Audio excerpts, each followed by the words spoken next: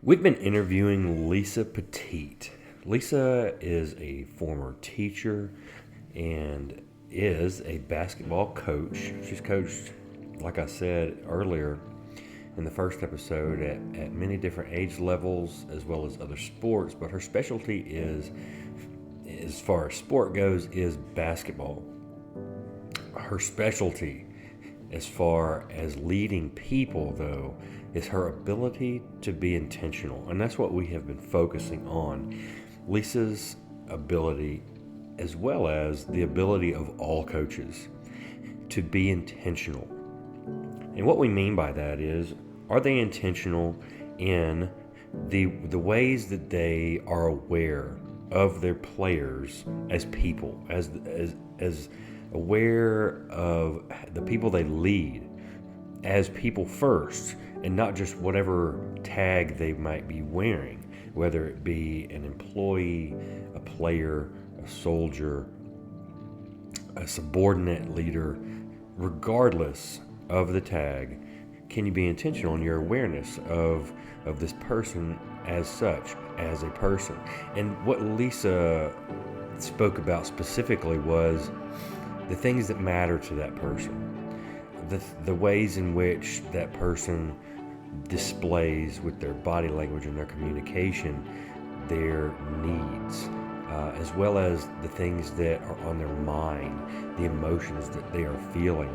And what we took away from the first conversation was how Lisa created an environment in which that person that she was leading felt safe with her, trusted her in order to share those things that they were feeling, so that Lisa could form deeper connection. We discussed how to do that in some instances, as well as the why. Why be intentional? And what it was all about is connection, forming a deeper connection with the people that you lead. And today we're going to dive deeper into that conversation as we continue it, into what that looks like when you're leading within the sport environment itself, as well as what it looks like when you try and cultivate that mindset. As you try to lead someone, whether it be a coach coaching a coach, or a coach coaching a player, leading someone, and Lisa used the term specifically. I don't like the term convincing.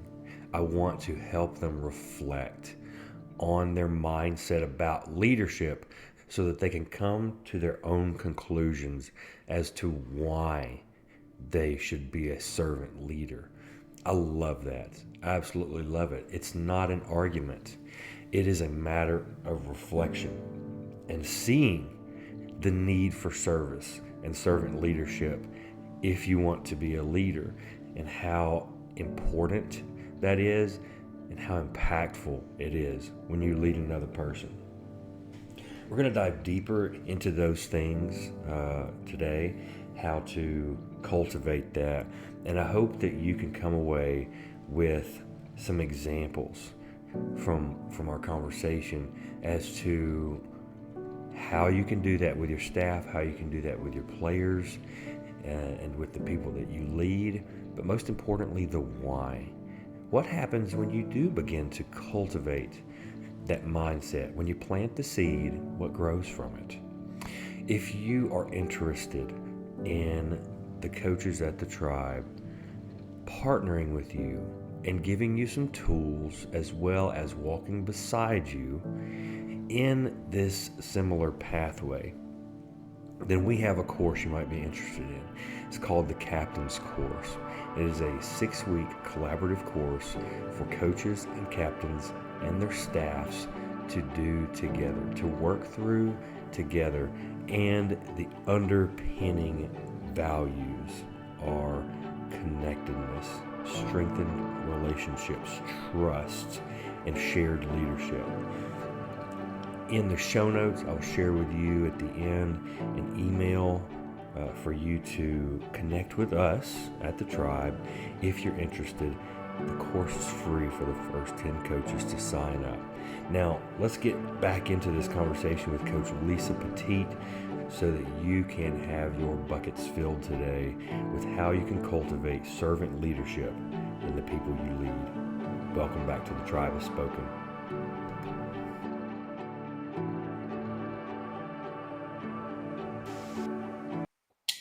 So we got cut off there for a second, but that's okay. We're back. That's all right. You were telling us about how to basically be a better asker of questions and how to put together very good questions in regard to player evaluations and guiding your players to some realizations, basically. Yeah, and having them self-reflect and come up, and them have their own evaluations. And if you're a teacher, which you and I have been, um, this is one of the best practices in teaching is having kids like have a self rubric for their assignment, and they're looking at the standards and the expectations, and they're marking for themselves whether or not they've met them or what they think they should get scoring wise on your rubric. It's very similar to self evaluation when it comes to athletics. Your children or your players should be self evaluating, and you should have in my opinion, a rubric or some gauge of how you're assessing them.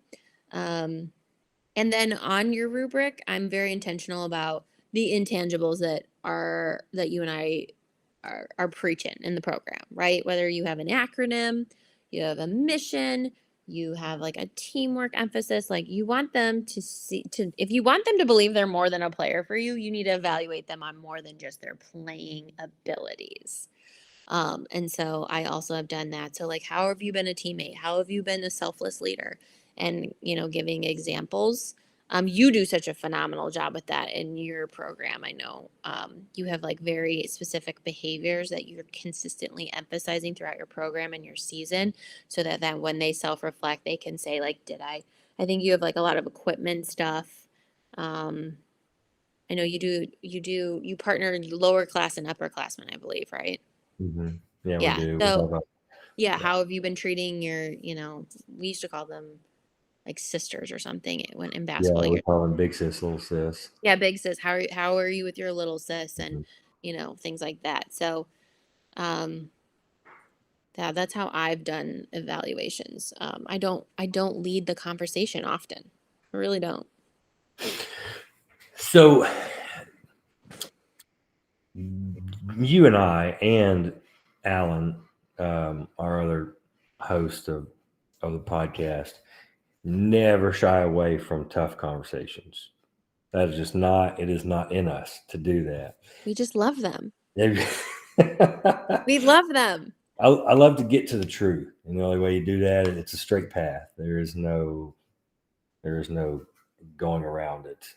Um, for coaches that will say, uh, I don't like the word culture, or I don't believe that, or I believe that culture is just a buzzword, or all that social emotional stuff is just sappy.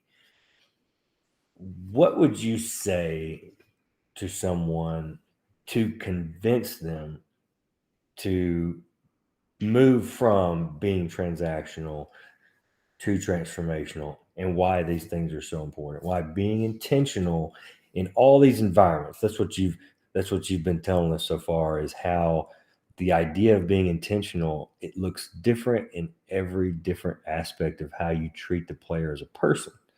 How would you convince someone to take that on? Why should they do that? I really wouldn't convince. I would just ask a lot of questions. And one of the things I've learned is if you ask the right questions and you get people to really critically think about others around them, they come to the conclusion themselves. So, can you tell me about somebody who have you felt the most connected with in your life? Someone who you feel like has really seen you, has really known who you are, who has unconditionally loved you, or who has understood you and no one else had, and just like, and hear about that relationship and hear about that dynamic, and then and the next question would be like, do you believe that you could cultivate that in your program, in your work life, on your staff, with the player? What does that look like if you do that? At the end of the day, is that culture? Is there a common emotion that you're cultivating so that people, when they come into your program and come onto your staff, or there's something they're all feeling, and hopefully it's connection, right? Like they all feel like they belong. Mm-hmm. And so I think I don't like convincing. I want people to, because culture's everywhere. When people are like I'm like, it's everywhere. It's in your church. It's been in a classroom hopefully at some point. It's it's at your gym. Why do you think CrossFit is so successful?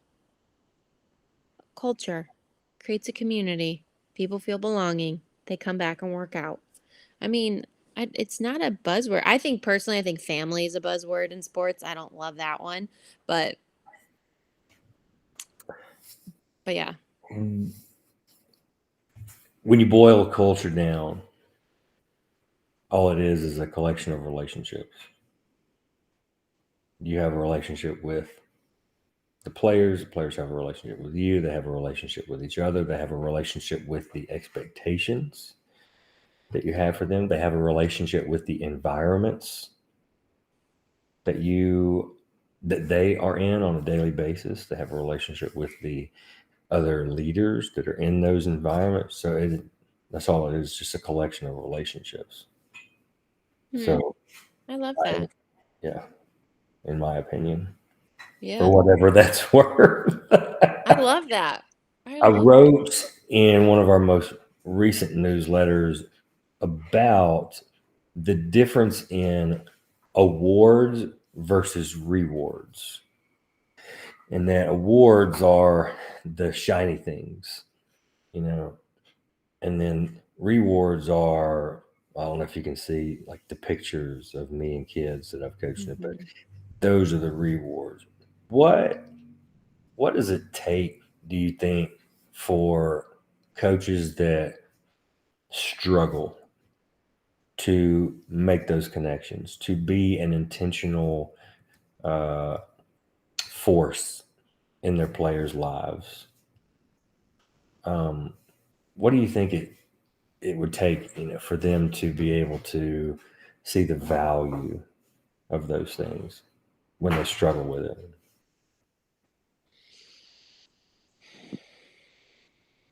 Because for some, it's really difficult it is. to overcome the desire to tally more marks in the win column. Yeah.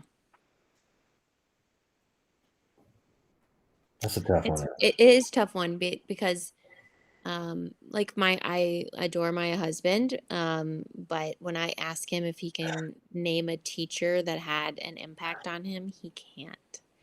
And there's not a name that he can recall, and that blows my mind. But then as I've taught for the last 6 years, many kids have that exact same narrative. And so whereas I am always leading with such intention, whether it's in the classroom or on the basketball court, like I'm astounded. I'm like, why are people in positions of influence if they don't want to influence? And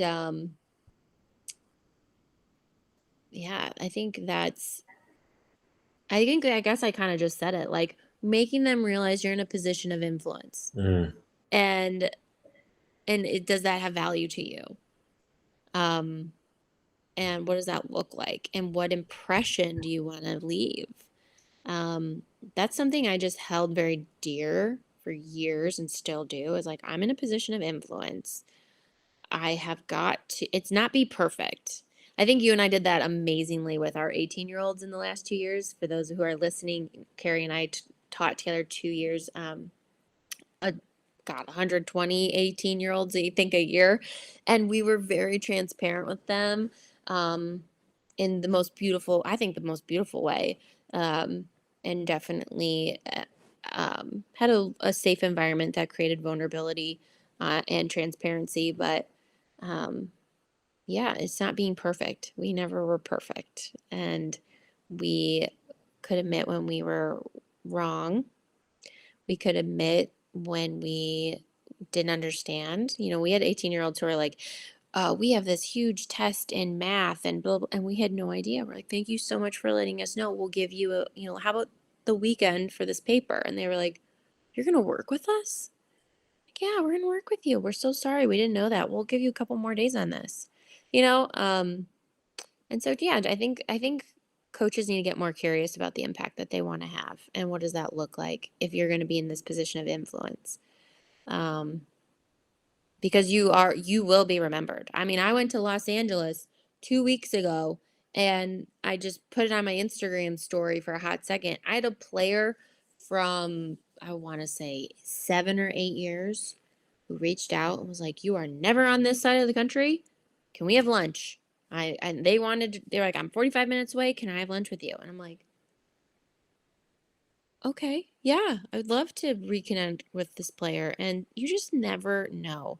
And just getting to hear, like, she was a walk on. She didn't feel seen, but she's like, "But you saw me when I didn't feel seen by anybody else. And I'm coaching because of it.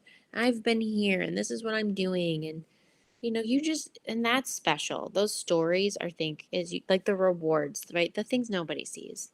You don't tweet it out. I wish more coaches would, but we don't. We're like, look at this comeback overtime win. It's like, oh, okay. I love that you brought up that story. You told me about that a couple of days ago. I'm so glad you brought that up because another question I wanted to ask you was what does it look like from, we've been discussing mostly with adolescents, either, junior high or a high school aged student athlete.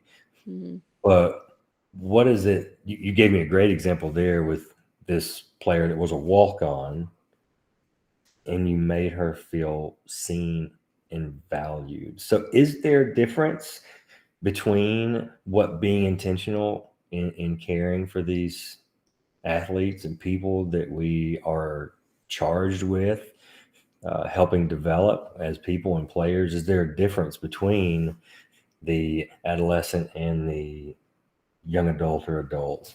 And if so, what is it? What is the biggest difference, do you think? How do you scaffold that awareness and Um, reality? a lot of a lot of our scaffolding is with maturity levels. Agreed. Yes. So, I feel like a lot of coaches don't even like take in maturity levels sometimes. Um, and I think that's huge. Um, so scaffolding to maturity levels. You and I have scaffolded to experience levels before. We've talked about that. With the young adult, they're um, they're deeply thinking more critically, and so being intentional about other facets of who they are is important. Um, I want him when I was at the higher levels and I had college students, I was invested in their academics. I was invested in their degrees. I was invested in what they really wanted to do. One of my former players graduated yesterday with her doctorate in dentistry. And I honestly was more excited for her than I was with like her playing career. I was like, oh my gosh, I love that you are going to go be a dentist. This brings me so much joy. Um, so I think, you know, they want to be more than an athlete. They really do. They don't want to just be seen for their performance. And every child deserves to be seen for more than their performance. Hmm. That might be the quote of the day. Every child deserves to be seen for more than their performance. And you and I said this even as teachers together. I mean, I would tell parents, your child's performance cannot be just as important as it has to be just as important, if not more than their independence. Like your child's independence is just as important. And that, and meeting them where they're at and equipping them to not need you. It's important. And like people, I want to be seen for more than a teacher. And it's so funny because you and I were, when we were together, the kids would always be so astounded by other parts of us, remember? And they'd be like, what? You've done this, you do that. I mean, you used to be a bouncer at one point in your life, and for a band, they couldn't believe that. Um, they found out I was super nerdy. They were like, Mrs. Petit, you're so nerdy. I'm like, yeah, we are more than like the roles we play in the school. And they really try to categorize us as that. And I think it was cool for them to learn more about us. And I feel like when we were more transparent, then we found out amazing talents and skills our students had that we were like, Mm-hmm. Mm-hmm. I remember we had a student who was like really loved the dean's office. And he never went to the dean's office for us, but he was a fantastic artist. I remember just like, oh my gosh, this, and you had other adults outside of our class who had very negative narratives about him. I was like, yeah, but have you seen his art? Like that kid can draw. And the deans were like, who cares? I was like, I care. I care. And then I was like, do you ever see him acting up in my class and being pulled from our class? Well, no. I don't know. I've invested in him as an artist. And guess what? He behaves pretty well in our class. Mm-hmm. So,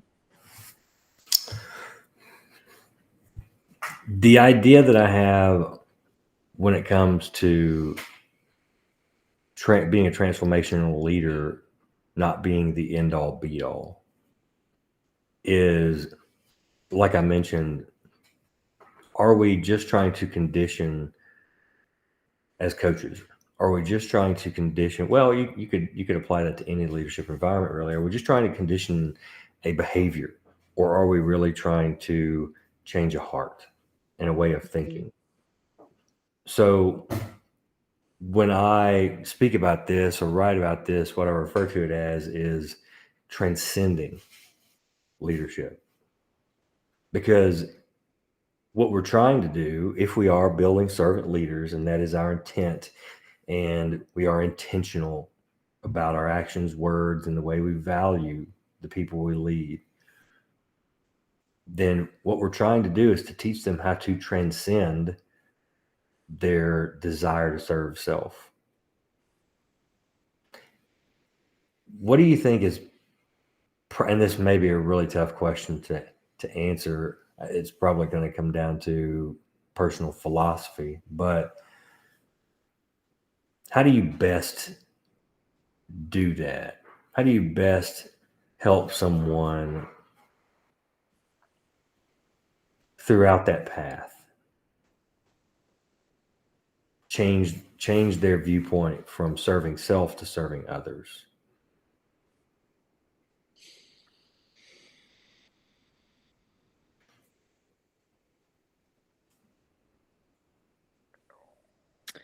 I've done multiple things. I've integrated service learning into my programs, which I know you've done as well. I love my kids to get dirty. I do not want them to do money. I do not want them to raise money. I want them to go to the soup kitchen and serve soup. We used to do Feed My Starving Children in Chicago. They bagged food for kids in third world countries. Um, I want them to physically and tangibly serve. But a lot of coaches are like, okay, let's put this on social media. Look at how great our program is. I've done, small group discussions. I've done written reflections on that. And I want them to reflect on the experience. I want them to talk about it with one another. I don't just want to post it on social media. So I've done service learning. I've definitely, because you and I both have this lens, I've read little narratives I've seen, whether it's been in books or, you and I both see social media posts from time to time or little shorts on Instagram that demonstrate selfless leadership, and then just ask them questions. Um, I believe in the power of reading. Obviously, you and I taught English, so we both do. Um, and just short anecdotes that they read that you give to them. I mean, I've done a lot of different things. Um, but it's hard. It's funny because when you're talking about behavioral conditioning versus the condition of their heart, that's Mhm. very similar to religion, actually, and how so many churches have really just focused on conditioning humans to behave rather than worrying about their heart's condition of what's fueling the behavior. And if you are familiar with the Bible, that's where God always has cared about is the condition of your heart, not your behaviors. And so it seems like it's like this very humane conflict in many spaces, not just in sports, on are we conditioning people or are we trying to really build character Mm. and self-examine the heart. Um, Really quickly, I was at a woman's event today, and this woman spoke about so much about the spirit and the soul of a person, and then she had a visual, and then she had a body, and she literally brushed over the body probably for about 30 seconds, where she spent about an hour on the spirit and the soul, and she used a lot of biblical references for those two.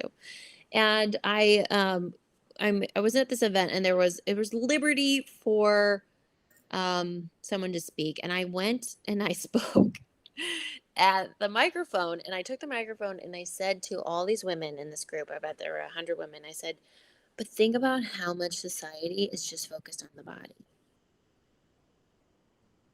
like especially for women, and that is so countercultural. And I think sometimes what you and I are trying to do is countercultural, and it's the brave ones, in my opinion. It's the courageous ones who are still going to try to do it anyway, even when.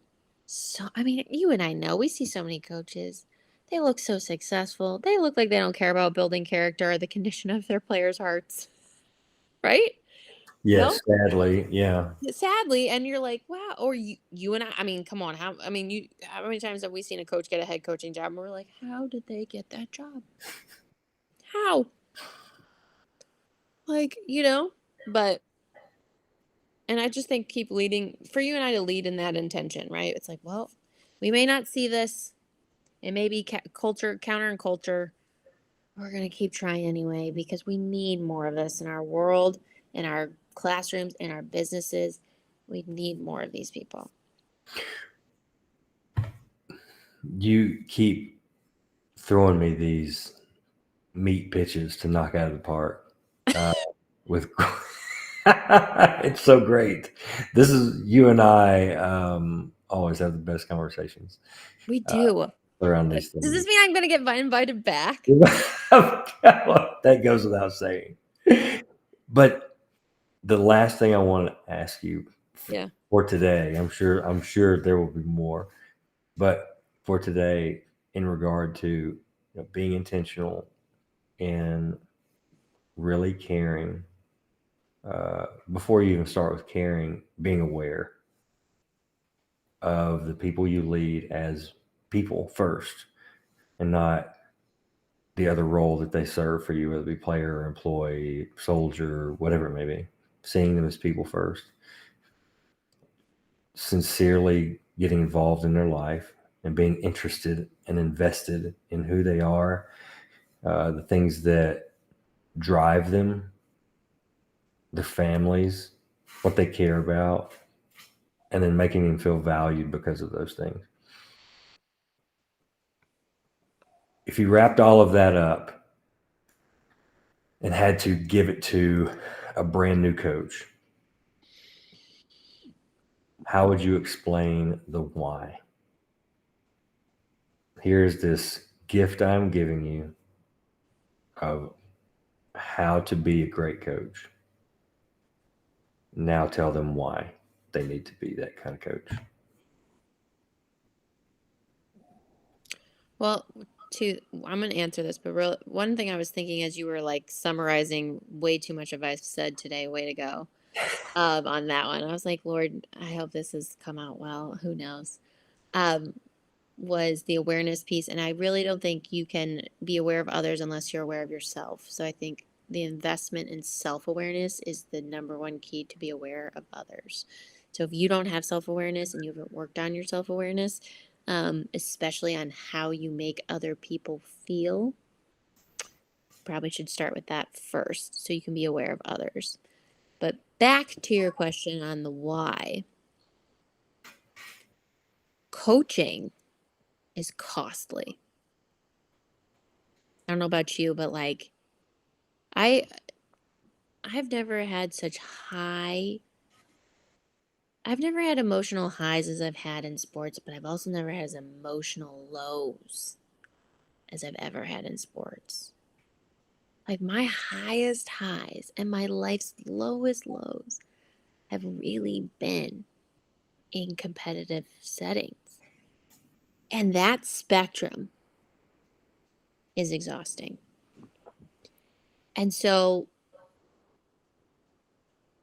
I don't think you can have longevity as a coach with those, you know what I'm saying? With that extreme emotion. I have not found the extremity of that emotion anywhere else in my life.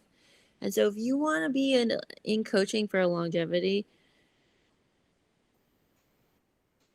man, you got to really invest in what you're doing because it will take you to some, you know what I mean? Just some dark moments, and it'll take you on some really high, amazing moments. But like, I don't know. I'm losing my train of thought now. But you know what I'm saying? I'm No, not it's doing a good job perfect. at No, the you end said it here. perfectly. It is. It is. You live Mm-hmm. you live those the moments. You Mm-hmm. don't just experience them. You live them. It is something that stays with you. I had one of my players this year ask me. I don't even remember how we got on the topic of reminiscing about some game that happened 2 or 3 years ago when they were a freshman, they were a senior, and they said, "How do you remember everything that happened and everything that everyone said and what the scores were and what was going on in the game?" I was like, Mm-hmm. because that seared a memory into my being because I was so invested in what was going on, of the people that I was leading through that moment, what the outcome was going to be, and not just what the outcome on the scoreboard was going to be, but how the things that were happening to them, to us together, what they were going to be like on the other side of it. Yeah, it's like sports are too intimate not to. It's so intimate Right, right. because it requires so much of everything that makes up you and who you are. Hmm. There. I think about our job or the jobs we've had. There's not the same investment as coaching. There's just not. No, no. When, to me, and this may just be opinion, but I think you would agree. The term coach is very much a term of endearment. Oh, yes. I mean, yes, it's like my favorite term of endearment, if I'm being honest. Like, and just ran the texts. I mean, the random messages, the random Facebook. The hey, coach. I mean, you just love it, don't you? I do. I'm like, hi, thank you. Yeah.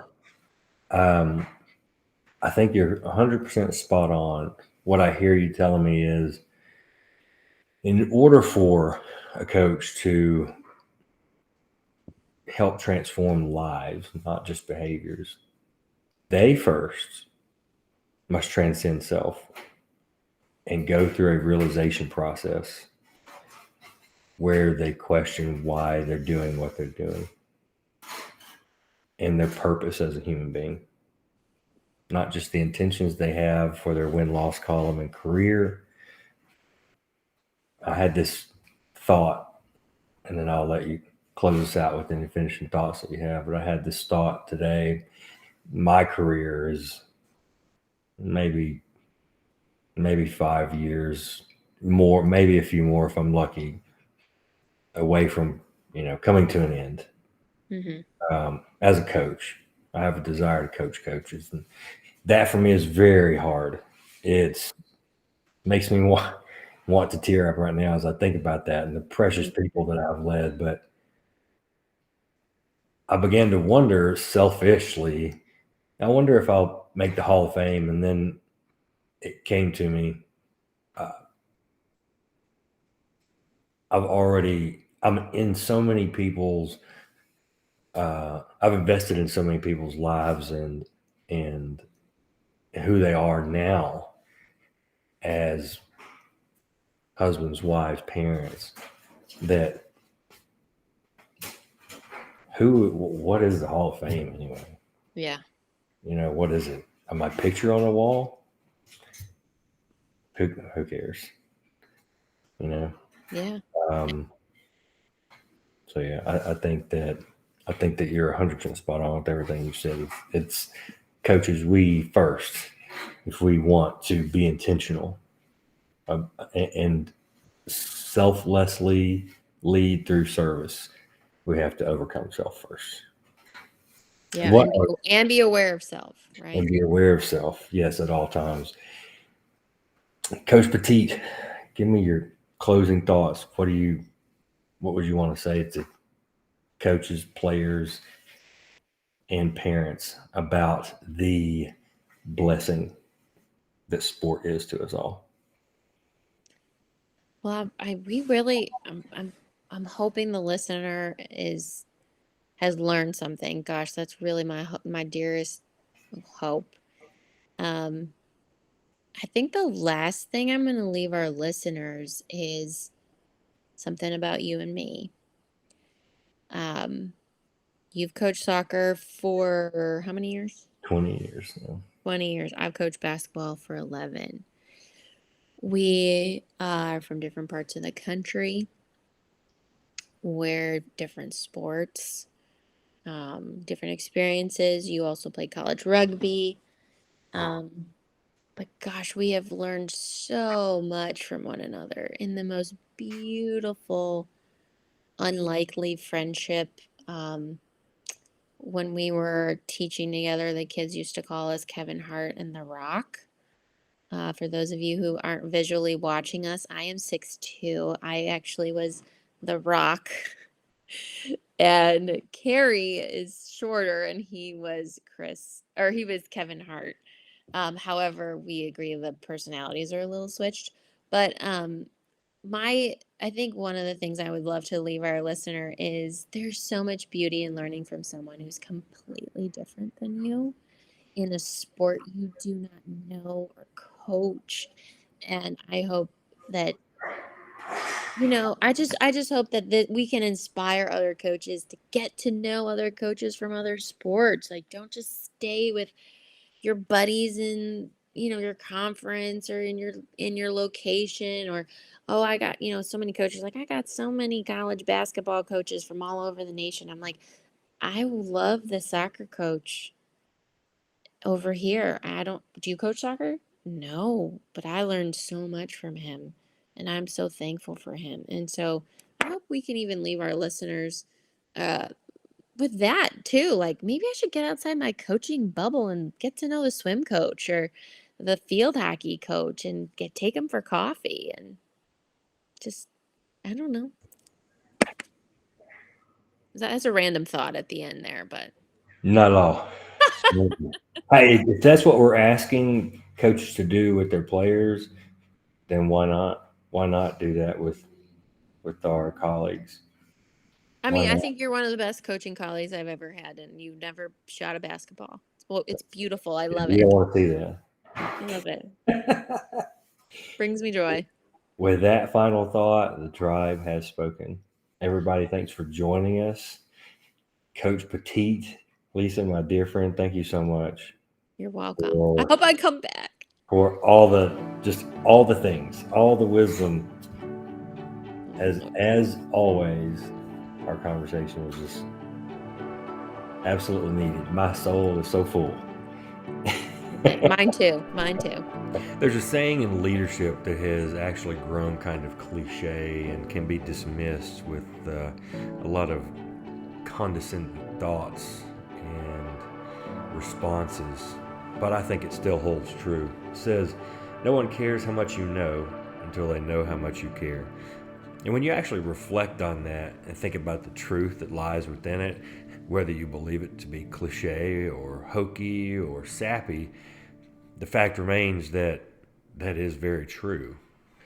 No one cares what you're going to do as a leader as far as logistics, tactics, and things of that nature go unless they know that you care about them, that you're invested in them. And that's the question that I believe all athletes ask at some point or another, whether they word it that way or not. When they look at you as a leader, their main question is, are you invested in me as a person? The takeaways from this interview with Coach Lisa Petit for me are that everyone, regardless of whether you're coaching a junior high point guard or a WNBA center, whether you're coaching a high school goalkeeper or you're preparing a forward for a Champions League final, is that every single person has a desire to feel seen, heard, cared for, and be part of a sense of belonging. That feeds their why as to the why in why they play, why they are a part of your team, your group, your organization. It feeds their why to their performance. Because if there is a sense of belonging, a sense of being cared for, a sense of being seen and heard by the people within their team, group, or whatever it may be, then they will play for those people, not just for self. And that's what we're trying to cultivate as leaders, is service. But in order to become a servant leader, you must also feel the very same things that you want to set out to help others feel. There must be a sense of belonging that must underpin, it must be the virtue, it must be the truth that your organization sets out to have at their core, is that there's a sense of belonging built by you making people feel seen, heard, and cared for. That's how you get others to move from a stance, a mindset, a belief system that is built on being transactional, moving them from that point to a mindset, a belief system, and a change of heart about their leadership, and being not just transformational, but transcending their desire to just serve themselves. We're trying to build servant leaders, people that do for others.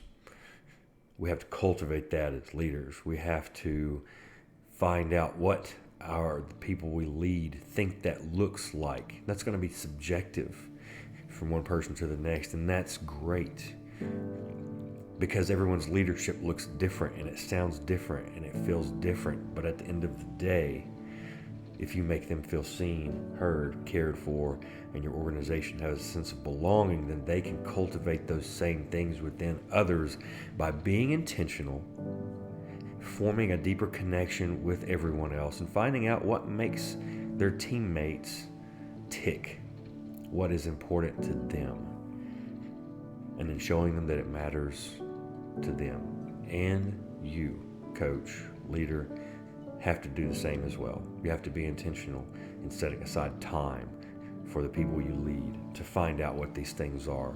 You have to be intentional in your conversations and in the questions you ask them, and in how you help them grow, moving from being transactional to transformational to transcending. I hope that every coach, player, leader that has listened to our conversation with Coach Petit has taken away, one, how important this skill, this tool that you have in your leadership toolbox is, being intentional, but not just how important it is, why it's important, and then also how simple it can be. It takes first, before the simple actions, before the simple words, it takes a desire to be a leader that serves others. As I mentioned earlier, before the show started, if you want to partner with the coaches at the Tribe Has Spoken and learn how you can do this, get some tools to help you as well, then you can simply email us at tribehasSpokenChief23@gmail.com. The Captain's Course is free for the first 10 coaches that sign up. We want to help coaches become not just transformational, not just to move from transactional to transformational, but to transcend their selfish desires, because we all have them, myself included. We have to transcend them on a daily basis, and then how to cultivate that in the people that we lead so that they can be servant leaders. I hope you've enjoyed this conversation with Coach Lisa Petit. We will surely be bringing her back on, as well as other leaders, as we continue to chase how can we become better servant leaders, and then how can we help the people we lead grow into that role as well. Thank you for joining us. The Tribe Has Spoken.